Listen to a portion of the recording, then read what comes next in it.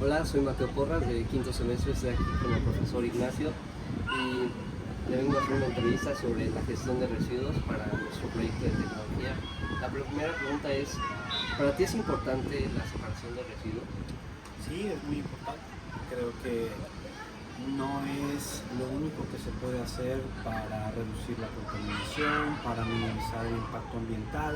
Hay muchas más cosas que se pueden hacer antes y después o de manera alternativa, pero esta es clave, porque tiene que ver con nuestro estilo de vida, con nuestro consumo, con hacernos responsables de lo que consumimos, ¿no? Ok, perfecto. La segunda pregunta es, ¿cuál es el residuo que más afecta al ser depositado en donde no pertenece? Es una pregunta compleja, es decir, hay muchos factores que analizar. Si hablamos de impacto ambiental, podremos quizá referir a los plásticos, dada su composición química que tarda mucho tiempo en degradarse, pero otros residuos como el Tetra Pak, por ejemplo, es más difícil de reciclar que el plástico, y entonces en Playa del Carmen hay pocas opciones para reciclar y termina más en la basura, por lo menos el plástico, aunque sea depositado de manera revuelta, hay personas que lo sacan para venderlo, y en ese sentido pareciera que el impacto es menor, pero tendría que considerarse distintos aspectos. Pero si consideramos únicamente la composición química, los plásticos pudieran ser uno de los más difíciles de degradarse. Perfecto. La tercera pregunta es, ¿de qué manera una gestión eficiente de los residuos puede contribuir a mitigar el cambio climático a nivel local o internacional? Bueno, yo creo que en gran medida.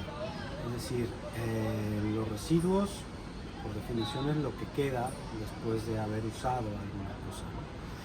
Y en realidad, si los residuos los aprovechamos, hacemos una gestión adecuada de estos, pueden servir para otra cosa, que es la reutilización, pueden ser reciclados o pueden ser reducidos en cuanto a la cantidad que se hace de ellos. Es decir, ¿no? Si yo consumo a lo mejor a granel, reduzco la cantidad de residuos que genero. En fin, entonces hay alternativas previas y posteriores, como había dicho, pero es fundamental, no es lo único.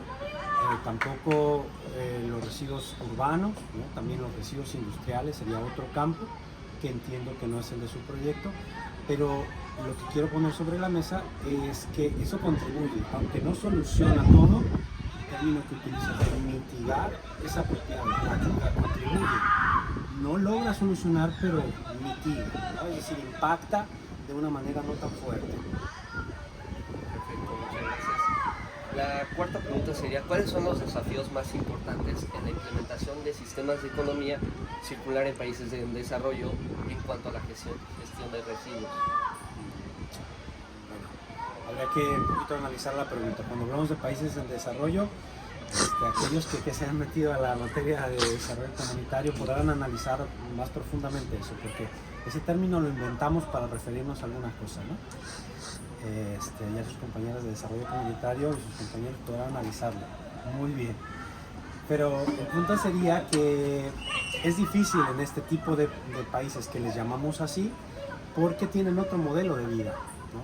El punto aquí es que nosotros estamos utilizando un paradigma o un esquema de pensamiento en el cual creemos que todos los países deberían ser iguales. Esa es la medida del desarrollo y el cinturón en el cual nos intentan meter a todos, que son los objetivos de desarrollo sostenible, nos marca pautas.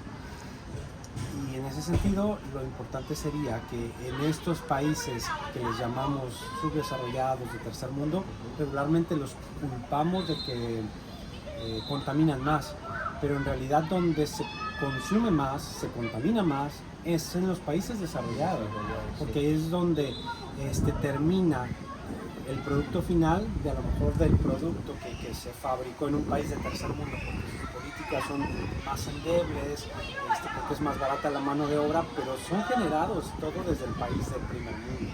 Entonces yo creo que ahí hay que hacer un análisis muy minucioso para esto, pero lo que tendríamos que hacer en gran medida tiene que ver con la conciencia de la gente, ¿no? Con la política pública, con la regulación de las empresas, es decir, hay muchísimas cosas, que es un tema muy amplio esto, ¿no? Muchas gracias. Y ya para acabar con esto, ¿qué papel juegan los residuos electrónicos en la contaminación ambiental? Es un papel muy relevante porque regularmente los residuos electrónicos es muy difícil de reciclar también, ¿no? Hay que separar el plástico de los metales que fueron soldados y eso es una separación muy especializada. En nuestra localidad es difícil encontrar empresas que se dediquen a eso. Regularmente se tienen que llevar los residuos hacia otro lado, lo cual implica costos, huella de carbono, es decir, tiene que venir un camión para llevarse eso a otro lugar. Entonces no es fácil el reciclar. Es costoso, contamina también, por todos lados se vuelve complejo. Aquí podemos también plantear aspectos como la obsolencia percibida, la obsolencia programada, algo que nosotros vimos en clase en algún momento, si me recuerdan, que es que yo quiero cambiar mi teléfono porque salió un modelo más nuevo, cuando el tuyo funciona perfectamente. Entonces, si tú desechas ese, pues estás generando un residuo, va a contaminar muchísimo, cuando lo podrías conservar y aprovechar porque todavía te sirve. Esa sería la obsolencia percibida. Y la planificada es aquella que te deja de funcionar porque está diseñado para que deje de funcionar.